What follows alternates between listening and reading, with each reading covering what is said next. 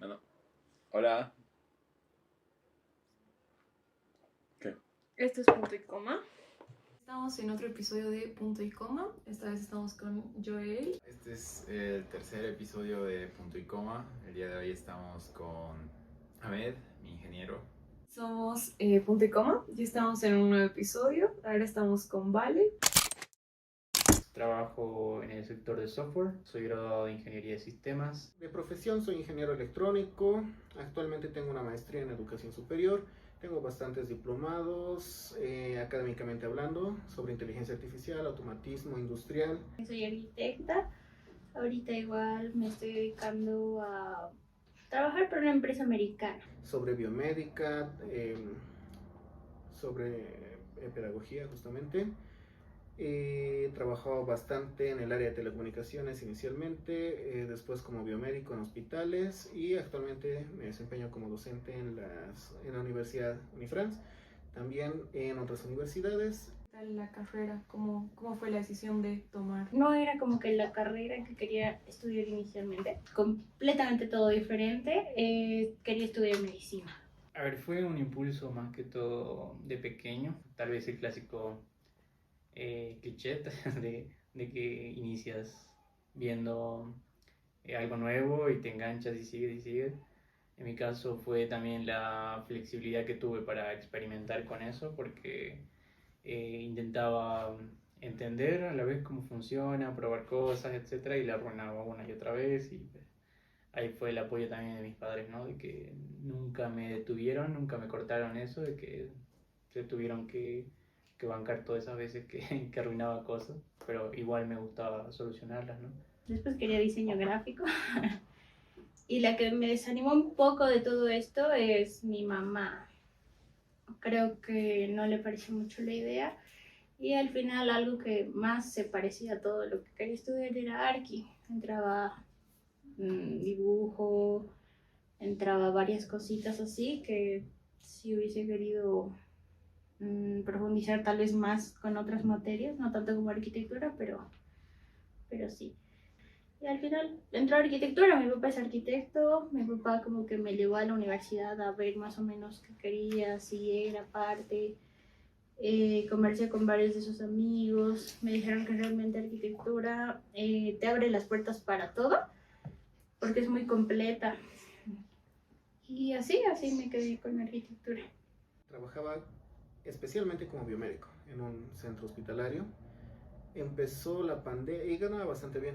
Empezó la pandemia y bueno, yo solo daba una materia y si bien me gustaba trabajar ahí, es un poco estresante cuando trabajas como biomédico.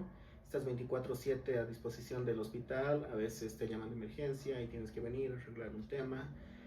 No importa en qué hora sea, si es feriado, si es de madrugada, entonces sí era bastante complicado. Dejé de trabajar tal cual y me dediqué a la docencia, pero el por qué viene acá. Yo estaba de primera mano en laboratorio en emergencias, entonces trabajaba en donde estaban precisamente estos pacientes. El tema es que la jefa que tenía era bastante difícil en su momento, entonces había un momento en que ella nos decía pónganse la camiseta, hagan esto, hagan lo otro, y era más que todo un jefe, no un líder, ¿no? Como suelen llamarlo. Y ella mandaba y nos pedía que entregáramos reportes y demás y nos hacía ir hasta su casa. Entonces era un poco incómodo que nos haga trabajar en primera línea y ella no podía salir para empezar, porque según ella era lo más importante en la institución, cosa que no es cierto, ¿no? Una persona en realidad no es su cargo, es algo muy distinto que tenemos que diferenciar. ¿Y cómo viviste ese proceso de despedirte de la carrera que querías, que era medicina? No pasó tanto por un duelo que se pueda decir de la carrera que hice, porque o sea, con lo que falleció mi abuelita, o sea, vi la realidad. A veces los doctores tienen que meterse en un papel mucho más serio. El tema de darle las noticias a los familiares, el tema de que realmente a veces no tienen ese tacto, ¿no? Simplemente te hablan de su experiencia y todo, y no sé, yo me siento bien emotiva como para ir a decirle a un señor o a alguien como que, no sé, su papá se ha muerto. Yo no podría, no tendría ese tino, digamos. Y así ahí me di cuenta, principalmente en ese desafío que tuve de participar en olimpiadas científicas y demás, de la diferencia que teníamos con con otras personas de otros lugares. En este caso, Tarija, bueno, tuve la oportunidad de asistir a una nacional, en donde conocí mucha gente y ahí vi la diferencia, que previamente ya lo sospechaba, que estábamos un poco atrás. Y mi mayor inquietud en ese entonces fue eso, ¿no? ¿Cómo me igualo a esas personas? ¿Cómo llego a ser igual de competentes y demás? Yo creo que lo principal fue una charla más interna y no perder el enfoque, ¿no? De a lo que vine, a hacer todo lo posible para lograr ese objetivo principal. Obviamente costó bastante diferencias de aprendizaje que tenía, así que ese fue uno de los primeros inconvenientes que tuve, bueno, retos, le diríamos. Y en esa época nos enteramos en mi familia que mi mamá tenía cáncer de seno, está bien actualmente. No lo sabía en su momento y fue una cosa bastante fuerte para nosotros y me puse a pensar en qué hacer, si balancear, seguir trabajando y ganar bien porque podríamos necesitarlo, o dejarlo de lado y dejar de trabajar donde estaba expuesto a este virus que no conocíamos y quedarme en casa, ¿no? Y bueno, pensé y decidí dejar el trabajo porque precisamente yo dije, bueno, nos lo arreglamos como podamos con el dinero, pero si le enfermo, encima que estaba con tratamientos, que me devuelva mi mamá. El otro fue el tema de la independencia, ¿no? Ya no hay nadie quien te supervise, no hay nadie quien te diga qué hacer, estás por tu cuenta y tienes que hacer las cosas bien o enfocadas en lo que quieres para lograrlo. En el tema académico sí costó mucho, porque anteriormente, siendo un buen estudiante tal vez en un pueblo pequeño, no es lo mismo ser un buen estudiante en una ciudad grande. Yo no tenía muchos retos, la verdad. Todo era fácil, llevadero, o sencillo, no requería mucho esfuerzo, pero acá sí. Y tal vez ese fue un problema grande porque no sabes, ¿no? Cómo lidiar con cosas complicadas, como... Sí, no, de hecho, todo tipo de decisión es complicada, incluso las más sencillas en el fondo son difíciles, pero a veces tienes dos alternativas, tres o cuatro y no sabes qué hacer. Pienso yo que lo que tienes que elegir desde antes, lo aprendí desde la universidad, es si no sabes qué camino elegir, elegí el que sepas que no te vas a arrepentir a largo plazo. Y tenía dos opciones. Como ingeniero suelen darte la forma de pensar de que siempre eliges el peor de los escenarios y luego te prepares para lo mejor. Entonces, si me quedaba en el trabajo, mi mamá se enfermaba y podía morir y no había vuelta atrás. Pero si renunciaba al trabajo, me ponía a buscar trabajo por otro lado, aunque no hubiera tenido dinero, podíamos, en el peor de los casos, vender nuestras pertenencias, buscar ayuda en amigos, en amistades, en familia y tratar de sobrellevarlo. Entonces, mientras hay vida, todavía hay esperanza. Y eso era lo que siempre me llevó a pensarlo, ¿no? En cómo elegir las cosas. Hubo un problema en el trabajo. Se arruinó un equipo en laboratorio y la directora nos pidió que arreglemos este tema. Era una lámpara y había un equipo en almacenes que tenía el mismo repuesto, entonces estábamos buscando cómo arreglarlo, pero mientras tanto, ¿por qué no usamos el equipo que está guardado? La garantía se va a vencer, entonces hay que aprovecharlo mientras y lo arreglamos. Y empezó a despotricar, una persona muy insufrible esa jefa. Tenía muchos jefes, algunos más fregados que otros, pero realmente ella era bastante déspota en ese sentido. Agarraba y nos dijo, no, ¿para qué les voy a dar? Lo van a arruinar de nuevo y demás. Entonces exploté. Entonces no voy a repetir lo que le dije, pero es el día de hoy mis colegas que trabajan ahí me dicen que sigue acordándose y enojándose conmigo cada vez que se acuerda de ello. Porque me enojé y dije, no, es acá suficiente. Le dije algunas cosas que fueron bastante fuertes. Me retiré del trabajo y renuncié con todo lo de mi mamá, del COVID y demás, y como nos trataban, lo dejé, empecé a buscar más trabajo. Las universidades, solo daba una materia en dos universidades, dos materias, una en una universidad, otra en la otra. Y sabiendo que tenía más tiempo, me empezaron a ofrecer más materias y ahí me empecé a dedicar a tiempo libre y desde entonces me he dedicado de neto a la docencia. ¿Te das cuenta la presión que ya está ejerciendo el hecho de que te hayas cambiado del colegio a la universidad? O ese salto donde el colegio lo veías un poco más fácil y todo, pero la universidad ya es otra cosa, toca temas mucho más nuevos de los que algún rato te has podido imaginar. o has podido pensar incluso. Algo que lo hace mucho más llevadero, creo yo, son los amigos. Sí o sí, los amigos, las amistades y todo. Porque en todo se comparte conocimiento, se comparte tiempo y más que todo en una carrera como arquitectura que te amaneces tenso. Hay una frase específica que nos decían los docentes que un arquitecto si no tiene tiempo ese mismo día se presta horas del día siguiente. Te preparan para una realidad de 5 años que vas a estar en la universidad y en la carrera. ¿Y por qué digo que los amigos te hacen algo más llevadero? Es por esas amanecidas, casi todos se comparten con amigos, que maquetas, que proyectos, casi todo es con amistades.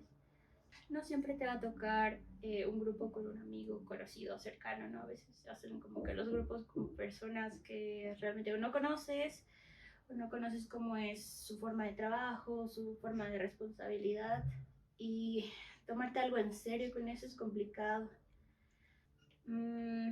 A veces no se puede, no se puede como que llevarlo.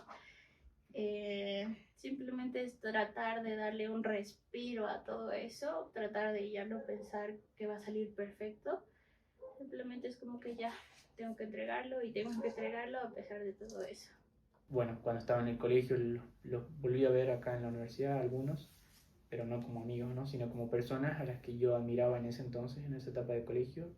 Y eran personas normales que tenían su rutina, tal vez, sus cosas, y que ahí me di cuenta que no era como que otra cosa inalcanzable para mí o algo así. Así que eso fue lo que me despertó el que yo puedo, el que yo podría hacer así, como lo que admiraba o lo que me impresionaba en ese entonces. Porque yo a veces me sentía como que, obviamente, el típico síndrome del impostor, ¿verdad?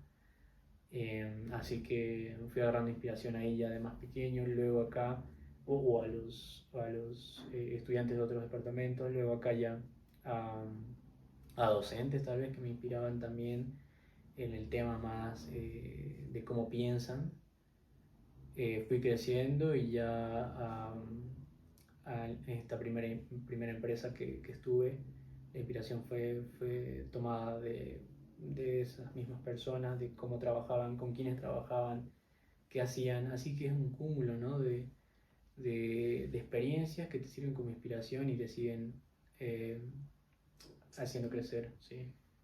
¿Qué tal vives los procesos creativos? ¿Cómo los manejas, los llevas? ¿Qué pasa? Porque yo creo que te ha pasado el gran bloqueo creativo en donde no sabes qué.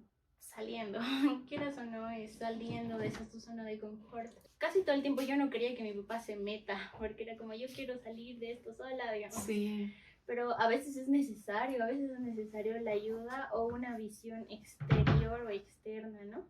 El primer año ha sido, el hecho de la transición de lo que quería a lo que he entrado, sí ha sido el tema de, ay, voy a ver qué onda con esto, ¿no? Mi mamá igual me decía, lo que tú puedes hacer es ver si te gusta el primer año y si no te gusta, ya veremos, porque como ha sido muy drástico mi cambio, igual han tenido que ser un poco más pacientes. Yo cuando tenía mis clases odiaba cómo mis docentes trataban a los estudiantes, eran muy déspotas, muy prepotentes. Y si hay algo a lo que soy intolerante es a la intolerancia. Cuando doy clases siento que puedo tratar de hacer que otros tengan el docente que yo hubiera querido tener.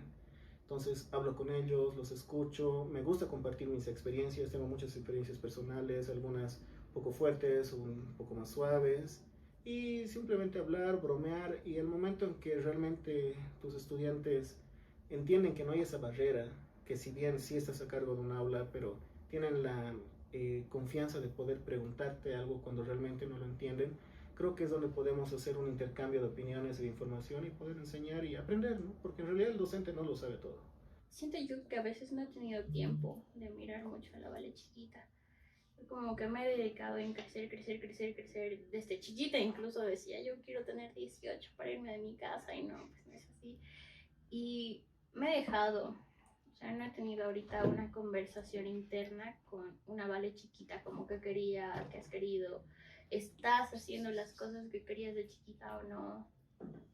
O sea, me he dedicado tanto a crecer, ser buena, a salir de la universidad bien, con buenas notas, con todo, que realmente no tenía una retrospectiva con la Vale chiquita. Y si tuvieras que decirle algo a la Vale chiquita ahora mismo. No te tomes las cosas tan personal. No sé, estás para cometer errores, estás para aprender de esos errores. No todo va a ser perfecto. He tenido momentos difíciles, a veces, como todo el mundo, me he equivocado. En la universidad, la verdad es que yo soy hijo único, no tengo hermanos, y crecí teniendo mucha sobreprotección, podría decir, por parte de mis padres, que me aman y me cuidan, y yo les entiendo porque vivimos en una sociedad complicada. El punto es que cuando entras a la universidad, yo estaba en la San Simón, es una universidad pública y tienes mucha libertad de golpe. Entonces es un contraste interesante porque en el último año de colegio, mejor dicho, estás levantando la mano para ir al baño, estás vistiendo un mismo uniforme, estás entrando y saliendo en horarios, y en 3 meses quieren que te hagas cargo de tu vida. Entonces muchas de las personas desde lejos o desde antes de repente dicen, no es tan complicado, todo el mundo lo hace, pero realmente lo hacemos bien. Entonces eso es difícil, ¿no? Porque te enfrentas a tanta libertad que a veces no sabes qué hacer con ella. Y uno empieza a tocar sus límites. Es muy fácil cometer errores y hacerse loco, decir no recuerdo lo que pasó anoche, o decir, bueno, esto no es mi problema, seguramente va a pasar de una manera distinta a la siguiente, pero en el momento en que aceptas tus errores y entiendes que tienes que partir de ahí para mejorarte, empiezas a construir tu persona. Soy la hermana mayor y creo que es algo que me ha puesto la vida como tal, el hecho de que tú tienes que ser perfecta para que tus hermanos sigan esos pasos. Y no sé si ha sido autopuesto o simplemente por la familia, ¿no? Porque casi todos los papás te dicen, ay, no hagas eso porque tu hermano va a seguir. Desde chiquitos, o sea, desde chiquitos, no te subes a la mesa, tu hermano te está viendo. Entonces es como que desde chiquitos te dicen, no esto, no el otro, no aquí, porque tus hermanos te están viendo. Y también ha sido una presión, tanto mayores como menores, es como que yo tengo que ser un ejemplo y de los hermanos chiquitos yo tengo que seguir ese ejemplo. Mis papás se divorciaron, mis 2 hermanitos se quedaron con mi mamá y yo me fui con mi papá, entonces ha sido como que un distanciamiento complicado. Quieres o no, no reparan en el daño o no el daño, simplemente es como que ya no aguanto y ya. Antes tal vez decían de chiquitos, es como que no nos separaremos porque están chiquitos. Por los chiquitos. Y ahora que ya estábamos grandes han dicho, ya, lo van a entender. Pero no ha sido tanto así. Después yo me he tenido que ir con mi papá. Con mi mamá no hemos tenido tan buena relación de cerca en ese aspecto. Chocábamos mucho y yo no podía chocar ese rato con mi mamá porque está en mi proyecto de grado, entonces ¿qué más? ¿Qué voy a hacer? Irme con mi papá, tal vez me va a ayudar un poco más, me va a entender, pero no he reparado en que estaba dejando a mis hermanos, que estaba dejando como que esa relación, se podría decir, de vernos todos los días a no vernos más. Ni siquiera con mis papás, ha sido más con mis hermanos. O sea, años después, mi hermana me ha dicho, es que, ¿por qué me has dejado? Obviamente mi hermana realmente no quería desprenderse de mí. Tenía sus 16, 17. Estaba en esa etapa igual transitoria del colegio a la universidad. Y a veces tú dices, es que yo debía haber actuado así, yo debería haber hecho esto, yo debería haber hecho lo otro. Pero la verdad es que en el fondo no podrías haber hecho algo mejor con lo que sabías en ese momento. Y no podría haber salido mejor las cosas. Actualmente estoy feliz por las cosas que he sufrido, que me han pasado mal o buenas, porque me da la oportunidad de encontrarme algún día, y me ha pasado, con estudiantes que están en una situación igual de fregada, y te piden alguna opinión, ¿no? Y tú les dices, mira, me ha pasado esto a mí. Y puedes dar un poco de tu experiencia y que ellos aprendan un poco de las cosas que has hecho y que entiendan cómo lo has superado, les da un ánimo a ellos para seguir adelante y aprenden, ¿no? Entonces es interesante que de repente podrían superar algunos problemas por ellos mismos, pero tú puedes acortar ese espacio, digamos. Y eso es lo que me gusta, ¿no? No todo es trabajar y trabajar y trabajar, siempre es importante relajarse, diversión, y cuando uno planifica el tiempo, pues da para todo. Y una alternativa a esto, donde te sientes estancado en muchos casos, es el clásico de tener microaventuras. Listo, gracias. Bye. Nos chocamos las palmitas cuando termina el podcast, sí. Bueno, ya está.